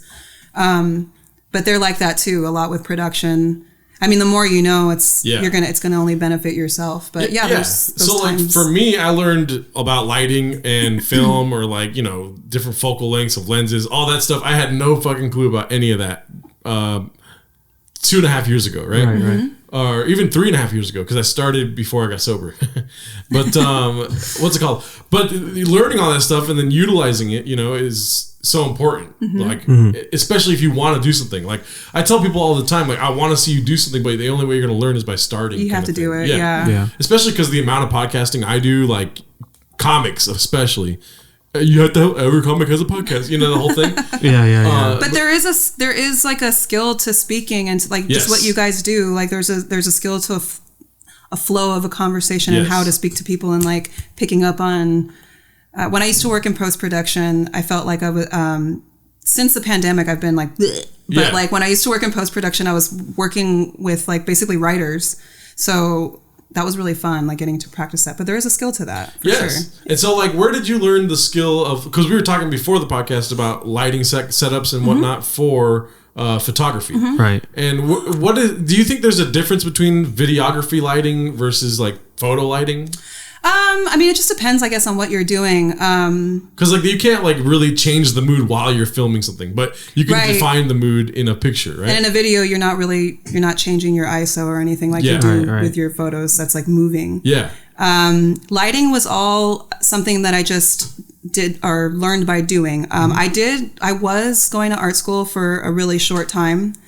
I decided to go to art school like right after I got married. So I was like the oldest art student. I remember one time I was leaving and this kid that was sitting next to me, he saw my car keys there and he's like, "Oh, cool, you drive?" And I was like, "Yeah, I do." And he was just like, "Oh, like when did you get your car?" Because it was like a new car key. I just got it. And I was like, "Oh, I just got it recently, da-da-da-da." And then I mentioned like how old I was. And at the time I was 30. And he was like, 30? Like he just thought, he thought I was so old. But anyway, so I went to art school. And all I wanted to learn from that damn art school was lighting. Yeah. That's really all I wanted. But I had to do all this other stuff, just like any other college. But I didn't really realize that. Right. And because I was an adult, I went at night. So I would work full time during the day, and then I would go to school right after from like 6 to 10. And because I was going to taking classes in the evening, there weren't as many classes available. So it kind of sucked. It was like basically anybody who had the day free, like you got all the good classes, and then like I was going to have to wait a while to get that lighting course that I wanted. Right. And then I was just like, screw this. Like, you know, I'm just going to go on YouTube and see what's up.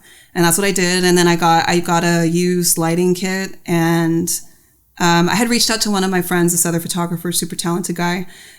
He was really nice, and he came over, you know, and spent like, you know, a little time with me, showed me just kind of how it worked. And then I just spent the rest of the day experimenting. And then it's still been that way since. Like it's like you introduced me as a photographer, which yes, I do take pictures, but it's funny. Like I don't really consider myself that, because sometimes I feel like photography is so technical. And even though I do know technical things, like I'm not a wizard at all that stuff. And like I've only, you know, I do so much. It's a lot of trial and error. Right. Just messing with the lights of how I wanted. And but a lot of it is just via YouTube. And thank you so much, YouTube teachers out there, because I'm just like, these people really sit down and they're making a whole video about this to show me, which is really cool.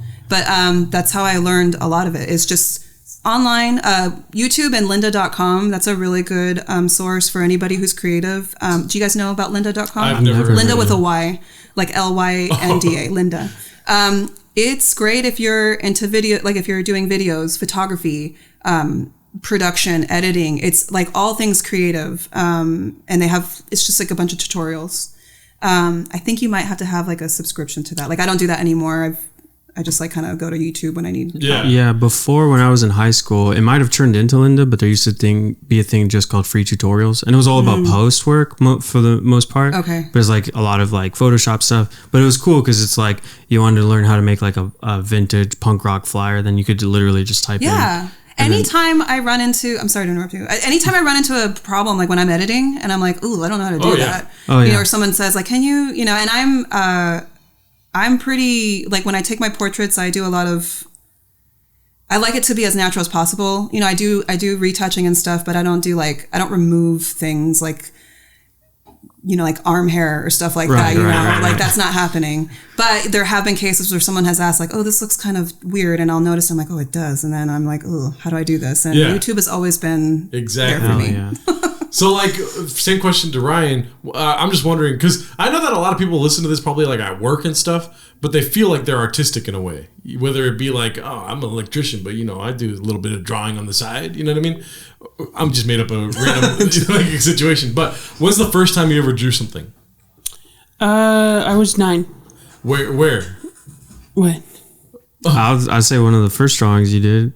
What was it? He carved Mickey Mouse into our dinner table with a knife. Yeah. But it was symmetrical as shit. It was symmetrical, but it was a work of art.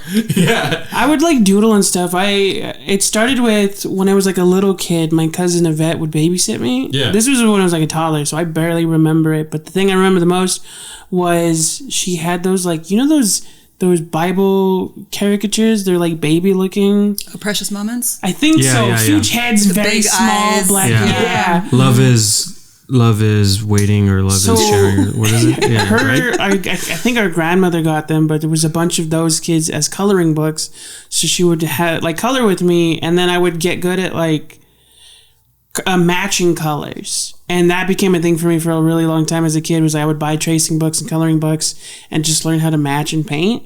And then when I was 9, I decided I wanted to learn to draw, and I forget how we found out about it, but someone had told us at the like rec center. Yeah, at the youth center there was like a comic book class. There was 2 drawing courses. There was introduction to drawing, and there was a comic book course. I kind of accidentally signed up for it worked out perfectly because you have to pay for the classes, but I signed up for the comic book class unintentionally, but I would always show up an hour early, so they would just let me join the animated class. Yeah. And he taught me how to draw a basic cartoon, and then from there I was just like self-taught until high school. I took art for 2 years.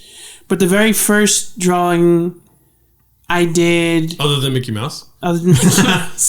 it wasn't even great, but you could tell what was going on. I drew a comic strip, and this was one of the things it's one of the things I talk about where I thought it was funny, even if people didn't understand it. And then I gotta tell you, I still don't understand it. It's such a dumb. Okay, so for the entire hour of the very first class I took, I drew 2 different shots back to back over and over again for like 12 panels. It was an entire room and then a cat clock, and then the entire room and then a cat clock. And I did that like 6 times each. And then at the very end of it, you see a fly come in, and this dude just loses his shit and goes like, "Shut the fuck up!" And he just starts like shooting up the room trying to destroy the fly. And then that was the end of the comic strips. And like none of the other kids, Dominic didn't get it, none of the other kids got it, but the guy that was teaching the class writing is like, "That's pretty funny." I have so much respect for people who can draw and paint. Like my mom is a painter, and I think she's incredible, incredibly talented at what she does. She's actually, she's technically blind. Oh, wow. She's like legally blind. So like, I'm legally blind. Are you? Well, oh shit! I laughed too hard. I got cut. Oh, she sees like tunnel vision out of one eye, and then the other eye is like just kind of gray and foggy. So like she has a really hard time adjusting to like, if she was sitting in here and then walked outside, it would be like, oh, you know? Yeah. So, and she doesn't really have a peripheral, but all of her paintings they're essentially mostly just detail, which I've always think is really interesting. And then also because she sees color differently, she feels like she sees it a little bit dull. All of her paintings are really, really bright. Like the colors are very vibrant, which I think is cool. And then I have a brother. One of my brothers can draw really well, and I just think that's super cool. I always get intimidated by people that are good at. I get like physically upset when someone is good at something. Like they can be like a comedian or a photographer or like a chef or whatever. But if I find out that they can do that and they can draw really well, I'm like, fuck you, dude. Yeah, not fair. It's always drawing. Like as soon as I find out, I'm like, it's not fair. Fuck this. Yeah. Have you guys ever been to a paint wine night? Like wine No, painting I want to do that. No, but I've heard of those. I want to go to one. I think that looks cool. The only thing about it is I don't like red wine or like... Anyways, maybe you haven't had the right kind. Yeah, exactly. When I was not sober, I went to probably 3 with my mom. She would take us like every once a month or whatever, this one time, this 1 year rather. And the way I was introduced to it was they had to draw a panda, my brother and my mom. And my mom's like, "See, this is the panda drawing, you know?" And I was like, "Oh shit!" So everyone draws the same thing. It's not like they teach you how to draw it, whatever. Yeah. I was like, "Where's my brother's drawing?" And she's like, "It's in the garage." Right? And then I went to the garage because I wanted to see. My brother was like 7 or 8 at the time, and his drawing looked like a dying panda. Comparatively to like my mom's, and to this day I still want that. I want to have that like behind us in the podcast the whole time. It's the best drawing of all time. That fool was probably wasted. That's why. Yeah, you guys I don't know if you guys have come across this, but there's a TikTok right now that's going around of a girl who got a tattoo of. I saw it right away, but her brother like could not understand what it was. It's an elephant, but it's like a very minimal. The tattoo is very minimal. It's like lines basically, but it's an elephant. It's a little elephant, and I guess she got it because it has to do with her grandma, I guess. But like the brother's just cracking up, and then he was like, "Is it 2 fish?" Like kissing each other, and she's just like, "No," and she's dying of laughter. I saw the elephant right away, but I don't know. I've seen those. I have issues with those because I usually get it eventually, but I have issues. Like I mentioned, I made it like I said it playfully, but in my right eye, I am like legally blind. My right eye, I knew it. My right eye can't focus, so everything is always blurry in the right. I can tell what things are, but I have no depth perception, and I have no right peripheral.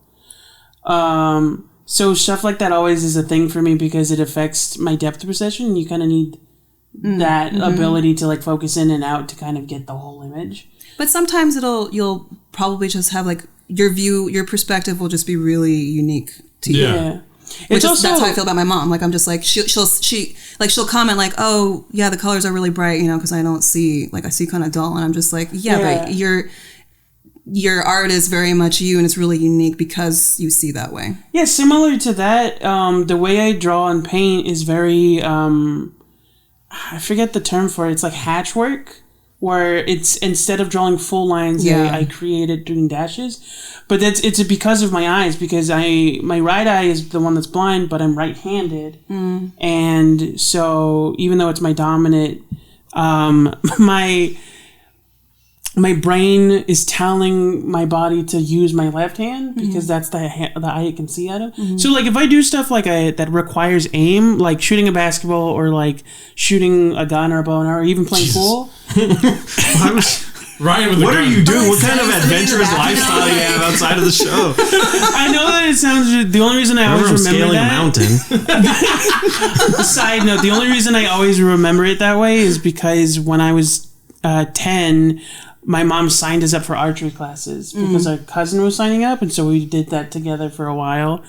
And that's how I found out when I aim, I have to use my left hand because that's the eye I aim with. Don't point at me. Don't dude. point at Jesus Christ. No, I was kidding. But when I draw, I'm still dominant right hand, so it affects my. It affects my dexterity when I'm drawing it. This hand cramps up because there'll be like angles that I can't get right because I can't see it like in my eyes. So that's how I got used to doing hatch work. And that's why we talked about it a little bit. I think last week, Van Gogh is one of my favorite artists because that's how he draws and paints is through.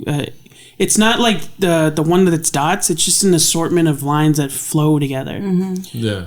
I miss. That's the only reason why I miss school. Just like doing something different all the time. Like you were saying, you went to 2 years of art. I went to 1 year of art, and I made a sketch with my art teacher, like a video sketch that we used for college for what's it called? Like some campus movie festival. Yeah. Right. And so, but in high school, in 9th grade, I joined. I don't know if I told you guys this, but I joined poetry class for the summer of my 9th grade. And they told me at the end of the year, I don't give a fuck about poetry at this time. Like I wasn't into Shakespeare or anything. That was later in high school where I got into Shakespeare and whatnot. But they told me that you're gonna read all your poems at the end of the year in front of the whole class, right? All of them? Yeah.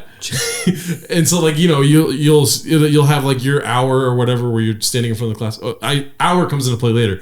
Because all I did was write the longest poems of all time so that I could stand in front of the class for a little. And I still have them. I still have them in my other backpack. It's just like there's one called "Someone Stole My Drink." It was just like 3 pages of me just rhyming the whole time, and then like it reads like a rap song. You know what I mean? Do you still have it? You need to. I have it. Yeah, I have it here. You need to put that out. Do you want me to read it right now? No, you should just like release it as like a coffee table book. It's in your brain. Do you have any lines memorized? I'm gonna read it. Fuck you guys. Oh no. I'll be right back. Okay. That just reminded me of when I was in art class. She made us every year. Every year she'd make anyone taking Art 1 do a presentation where you had to answer a list of... It's one of those, but like introduce yourself to the class things. But she made you do a PowerPoint to it so that you could design it yourself. Which was dumb because PowerPoint never came up again in the entire class. Isn't that funny? But one question was like, tell us one weird thing about you. It was like, it was fun. And at this time, like just when I was autistic, I was like, I knew all these things about me, so I got to that slide. She hated my presentation because I was like weird about it. Not like hated it, but it was like I answered the questions in ways they didn't expect. Like she was like, name one thing weird about it. And they wanted you to say like, I like mustard. I literally just put on this. Okay. Fuck. Unprompted. Burn. This interview is over. Were we still recording? Yes. Yeah, we're still going while we wait. We're just vamping right now. Yeah. But yeah, so she wanted literally, it to was be just a slide that says I'm weird. Yeah. You could ask me questions about myself just in general. I'm a weird person. I remember one time in 8th grade, so like we used to have to do these things. Like it's one of the first projects. It's like an icebreaker project, but it's like you do it in English so that you can learn like adjectives and verbs and nouns or whatever, but it's like an biographical thing. So it's like you have to put like you have to make like a collage of stuff about you, but there's sections where it's like I think, I this and that.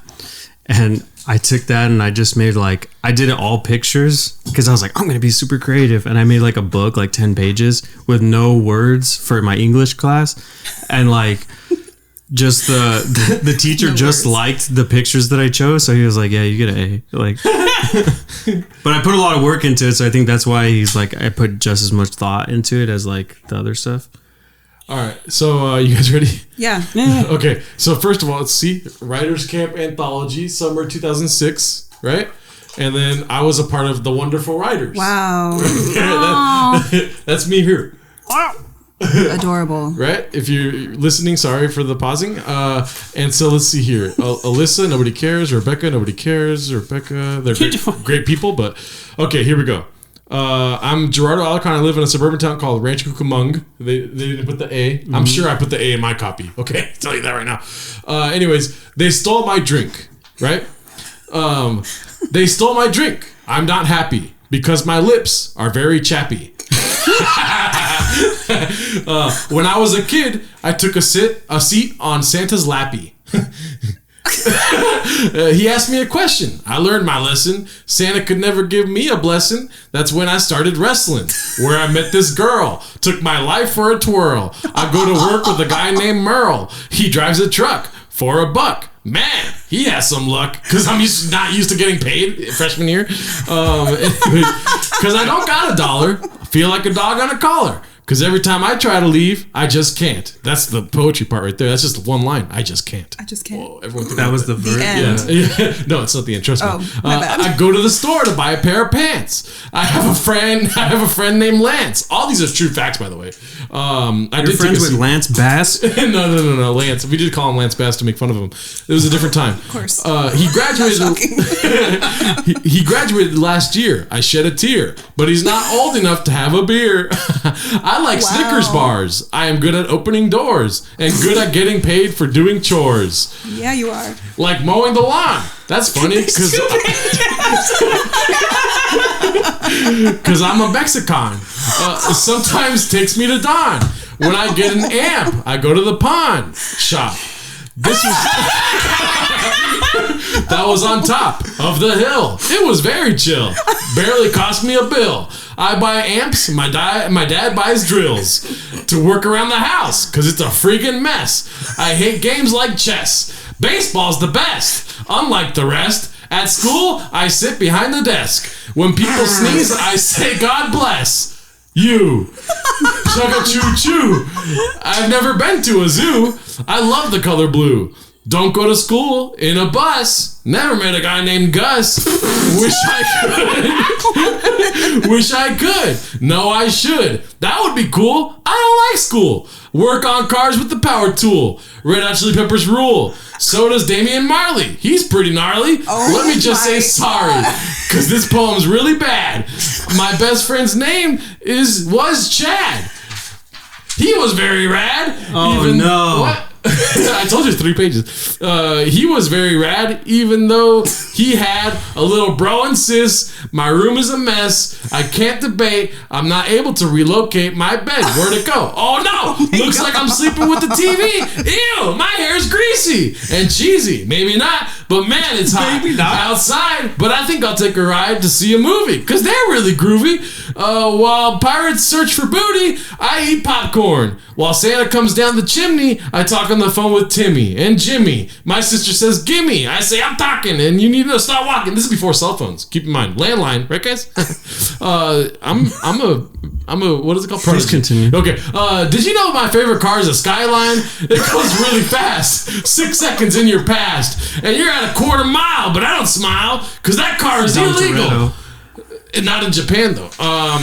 And that's it, but not in Japan. That was the last. That was the last line. Yes. And I have others that are very long. There's no way you didn't just write that last week. I think you should sell that to like somebody like. I don't know who could rap that really well. I mean, you know, I think put some beat behind that. Put a beat behind it and make it. I will be honest. The beginning part, I heard Ed Wynn's voice. You went through so many voices, like it. At one point, you sounded like Eminem. You started as a poet, and then went into like rapping, and then went to like a country boy, and then like Island boy. Yeah. Chugga choo choo, my favorite line of the whole thing. It felt like a roller coaster. It felt like a roller coaster, and you know what? That was the first. That was the first draft. Believe it or not. Wow. I believe it. I believe it. Anyway, so do you guys want to say anything else here? Yeah, You made it this far. Write a poem. Write a poem in the haiku comments. at what you thought about the episode. Yeah. Rate Gerardo's poem. No, I'm just kidding. Rate Gerardo's poem. So if people want to see your work, like where can they find you, or like? Really quick, I wanted to go back to something that sure. Sorry, that we were talking about earlier. Just wanting to reinforce that if you are Latino and you are creative, keep making what you're making. Whatever you're making, it doesn't have to be a certain way.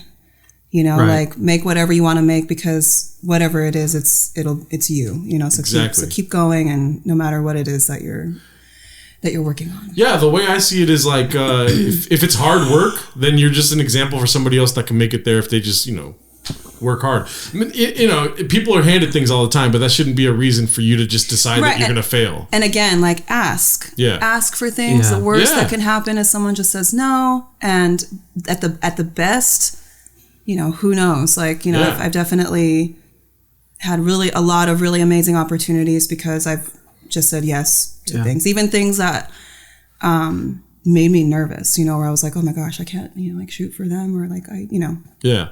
A closed mouth don't get fed, guys. There you go. Yeah, there you go. Yeah. But yes, you can find my work at my website, which is, I'm drawing a blank right now. I think I'll have everything in the bio too, or the I description. think it's Priscilla photos. I have an Instagram.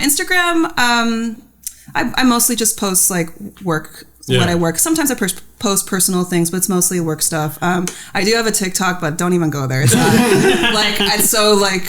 I'm really there to for the show. I've posted some things. I have some content, but you guys have so many TikTok fans. That made me a little nervous. We'll try to get you some. Sure. Yeah. I'm just like, oh my God, I don't even think you would care about TikTok. But but my website, and Instagram, it's probably where I post. Priscilla C. Scott, right? Yes. Okay. Yeah. My Instagram is Priscilla C. Scott. All right. And I'll make sure to include your website and everything in the description of this video. Just scroll down a little bit and it's right there. What's it called? But thank you so much for coming. Yeah. Thank you. This was awesome. This was great. I wish you guys nothing but the best. Keep going. I love this show. Thank you. You guys are doing great things, and you guys bring up a lot of good, a lot of interesting topics. So, thank you. And you're welcome. We'll make sure to not only go to your exhibit if you have one for the project you're doing now. Yeah, I'll definitely be in touch with you guys about that for sure. Yeah. And also for any listeners out there who are creatives, if you're in a band or whatever and you want to collaborate, email me, hit me up on Instagram. That I'm here for it for sure. And I want to say thank you to everyone that's messaged us about doing small things for us, like wrapping cables and stuff. I don't know if you've seen the emails, but we get people always want to help us out, and I'm sure there'll be a time down the road where that'll be necessary. But and I messaged all of them back saying thank you very much. I just want to say I appreciate the sentiment. Yeah, because it's not cool. like Thanks for believing in us. Exactly. Yeah. Thanks for wanting to be a part of it. What are you laughing at? In the back of my head, I'm like, except that one guy that sent us the trailer. Oh, yeah. We won't talk about that. We'll talk about that never. There's a little this is just not to do with anything, but it's a little nugget. Is Priscilla's the reason why Rian has his catchphrase. You see my podcast. Oh yeah, you commented that on one of the videos early. Oh, did I? I think it was during the photo session, or the review on Apple Podcasts, right? I think it was during our photo session. During the interview. Oh, okay. I had made a joke that it's funny to me when you say "It's in my pod" because the way you said it sounds Italian, like "It's in my podcast," and that's where that started. And so I started doing it on the podcast. Hell yeah. Well, yeah, big fan. Yeah, big fan. Like I said, I definitely, whenever I'm listening to you guys, it feels like I'm hanging out. Yeah. And you guys are all, it's a good dynamic here. Thank you so much. And if you haven't already, please follow Priscilla on Instagram and follow us on Instagram at Priscilla C. Scott, PRIS. Yes. SCILLACSCOTT. Wow. And you guys wonder why I was in poetry school. I'm the best speller this side of the Nile, dude. And follow us at Isimo Pod, ISIMOPOD. Follow us on Spotify. Leave us an Apple rating and review. 5 stars. 5 stars only. Yeah. And subscribe to us on our YouTube and leave a comment and like the video because it helps push it out to other people. Yeah. And don't forget to join our Patreon for as little as $5 a month. You get an extra episode every week. And we just did our first sketch on this week's episode. On our Patreon. Yes. Yeah. So we're going to be trying some new things coming up. But from us, you know what we say at the end, right? Okay, ready? On the count of 3. On the count of 3. 1, 2, 3. Don't fly. My podcast.